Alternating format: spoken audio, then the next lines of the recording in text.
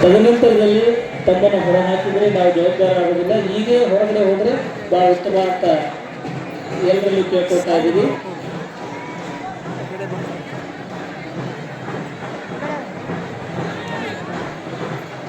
ಶ್ರೀ ಗುರು ಭದ್ರೇಶ್ವರ महाराज की, कालिका देवी माता की, चौड़ेश्वरी माता की, श्री भद्रेश्वर महाराज की, कालिका देवी माता की, चौड़ेश्वरी माता की.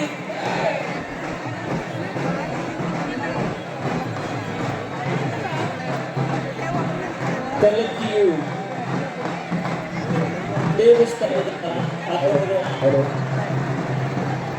ದೇವಸ್ಥಾನದ ಆವರಣದಲ್ಲಿ ಬರ್ತಾ ಇದೆ.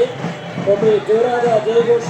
ಶ್ರೀ ವೀರಭದ್ರೇಶ್ವರ ಮಹಾರಾಜ್ ಕಿ, ಶ್ರೀ ವೀರಭದ್ರೇಶ್ವರ ಮಹಾರಾಜ್ ಕಿ ಜೈ, ಶ್ರೀ ವೀರಭದ್ರೇಶ್ವರ ಮಹಾರಾಜ್ ಕಿ ಜೈ, ಶ್ರೀ ವೀರಭದ್ರೇಶ್ವರ ಮಹಾರಾಜ್ ಕಿ.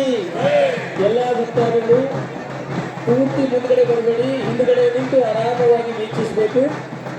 ಭಕ್ತಾದಿಗಳು ದಯವಿಟ್ಟು ಯಾರೂ ಕೂಡ ಪುರೋಹಿತರೊಂದಿಗೆ ಬರಬಾರದು.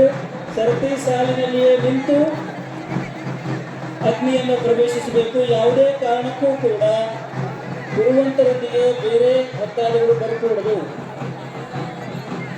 ಇದಾದ ನಂತರ ತಮ್ಮ ಕೈಯಲ್ಲಿರ್ತಕ್ಕಂತಹ ಯಾವುದೇ ವಸ್ತುಗಳನ್ನ ಅಗ್ನಿ ಕುಂಡದ ಸಮೀಪಕ್ಕೆ ದಯವಿಟ್ಟು ತರಬೇಡಿ. ಅವುಗಳನ್ನ ದೂರದಲ್ಲೇ ಇಡಬೇಕು. ತಮ್ಮ ಭಕ್ತಿಯ ಪರಾಕಾಷ್ಠೆಯನ್ನ ಕೇವಲ ಶಾಂತ ಚಿತ್ತತೆಯಿಂದ ವಿನಯವಾಗಿ ತೋರಿಸಬೇಕೆ ಹೊರತಾಗಿ ಆರ್ಭಟದಿಂದಲ್ಲ.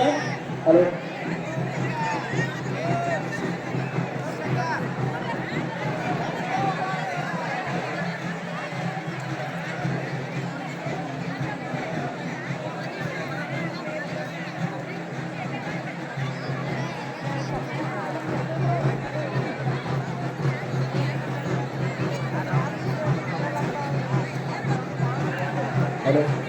ಗುರುವಂತರು ಮುಂದೆ ಬನ್ನಿ ದಯವಿಟ್ಟು.